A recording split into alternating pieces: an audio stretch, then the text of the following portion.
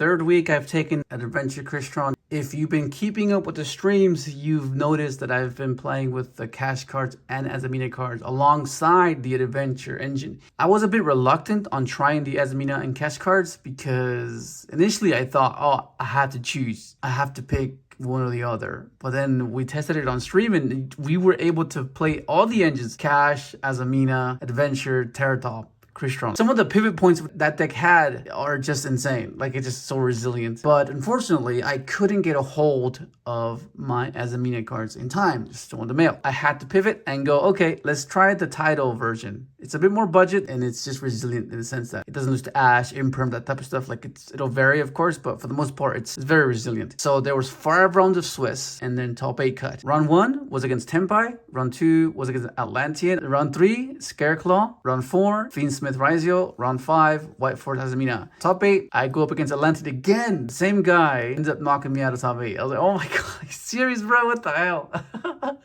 But anyways, and the deck was just as consistent as I hoped it would be, you know, and it was fine.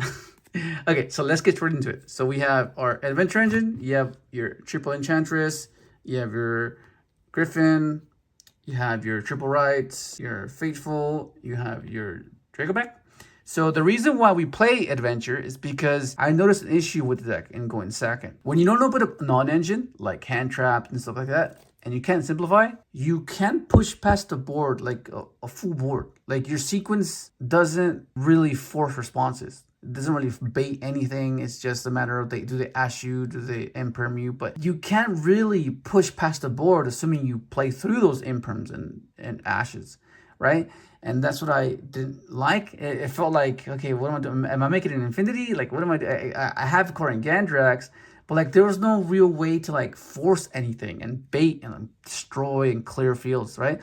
And that's what this provides. And the reason you're playing this is because you're playing Cherubini, and then Cherubini bridges both engines, right? Whether you're missing this or you're missing your Crystron, being able to initiate your turn with this first is really good. Right alone bait so much, it threatens an Omni, it threatens the bounce, and then you could follow it up with your Crystron card. And that's where the extra deck is kind of different as well, because I'm trying to implement the same theory that I need to be able to break a board, I need to be able to crack a board. And then you have your Crystron cards, right? You have your triple SULFEFNIR, triple Sulfador. This gives you access to TRISTAROS, to the combo. If you haven't seen the combo, I'll link the video so you can understand what they do. Or I go more in depth in the previous list, showing you what these cards do. But yeah, these are your extenders.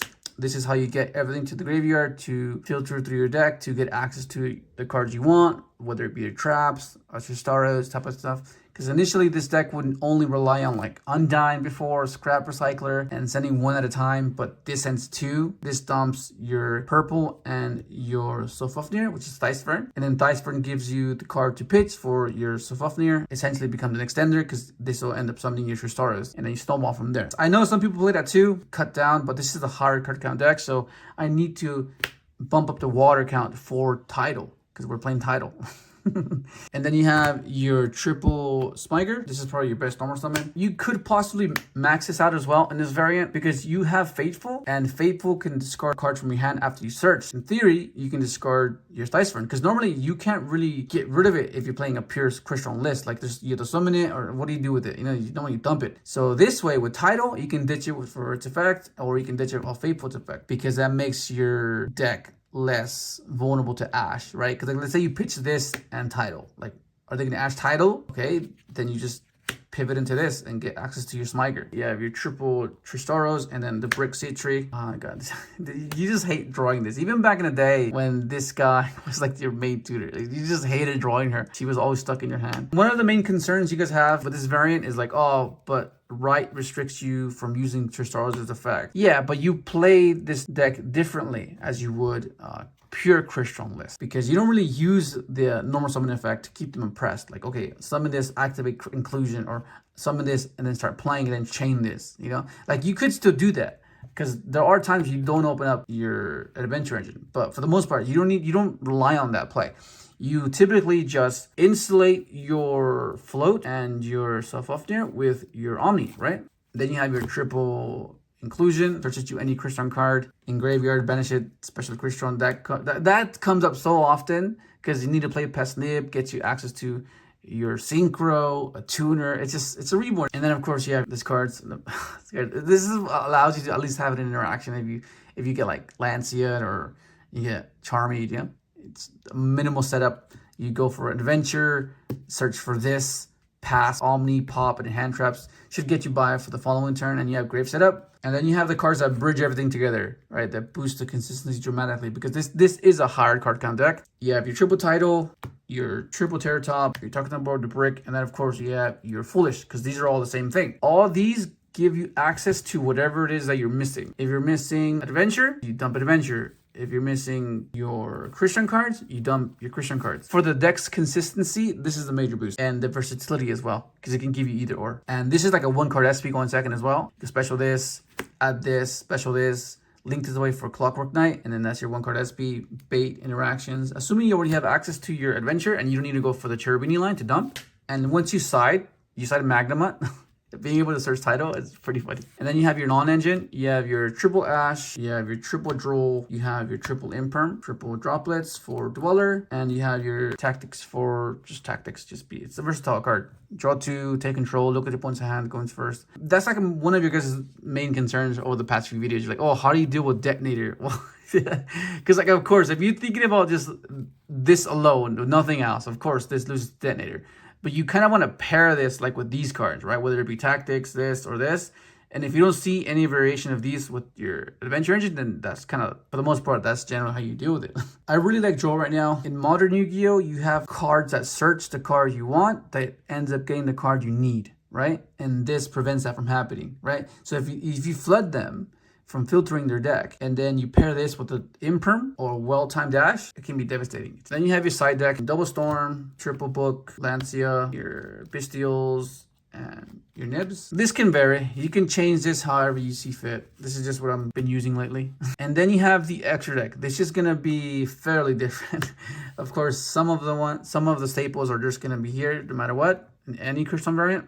Your Clockwork Knight, Cherubini, these are just basically staples at this point. This is debatable. You don't have to play this, but I think it's quite needed sometimes to just deal with Detonator. Nova and Infinity. You have your Korin Gandrax. This one's a bit different as well. This is usually the Navy spot. I never really saw myself using Navy as an interaction during my opponent's turn. Like, by the time you want to stop something, it's already activated. Navy would summon and negate something else. Like, it just didn't seem like you're ever going to get value off of it. So, going on the same logic of being able to crack a board, your extra deck needs to facilitate the same theory as well. Because going second, this can pop a card and force things, and you can just end up popping this with your stars as well. You can go like, oh, banish an Ash, banish a Veiler, a Bell, an Ogre, pop a card, TRISTAROS, pop this, summon 2, this triggers, get you back to the hand trap you banished. Like, that's pretty damn good. Double LS. You could get away with 1, but I played 2 today. Didn't know what else to put. And your Samurai Destroyer, your Dragster. Typically you're playing 2 of this, but I think 1's fine. And then you have your Coral Dragon. This is very different, but that's only exclusively for this variant, because you need to be able to synchro away your TRISTAROS with the token, right? So generally what happens is you go, okay, activate right, threaten and Omni search. You get your equip. So now you have a bounce and Omni without having to commit your Crystron card. And then once you've baited interactions through the bounce and then negating something, you summon your TRISTAROS, you synchro into your Coral Dragon. And then Coral Dragon effect, discard a card, pop a card. And then you can go TRISTAROS Grave effect, pop your Coral Dragon, summon 2, new chain, because you obviously summon TRISTAROS from deck and a SULFADOR. So you go chain 1 SULFADOR, chain 2 Coral, draw a card. Your other 5s, you have your AMETRIX. It's an archetype Synchro, and its effect comes up as well, being able to pop it and then floating into another Crystron card. And also like being able to like use these together has come up as well, because this puts everything in defense, and this guy pierces. You'd be surprised how many weak defenses there are in the game, and you can steal games by that. It's insane. And then of course you have CATASTOR. This is the same theory, same logic of having your extra deck have access to spot removal. Any non-dark battles, it just destroys it. You can synchro this on their turn, wall up, right? So protect it with like a droplets if they try to clear with a dark monster, and then everything else is non-dark. Yeah, it's just basically spot removal. That's basically it. I would show you a combo, but I've already showed you a few. I'll link the video so you can see it and see how you can play around Nib. Regardless of where they nib you, you'll always end up on an Omni and the trap at the very least with 1 card. Next week, we'll see how the Azamina build does, but so far, the deck's been performing quite well. I'm happy with it. Try it out. Let me know what you think. Like, subscribe if you haven't, and thanks for watching.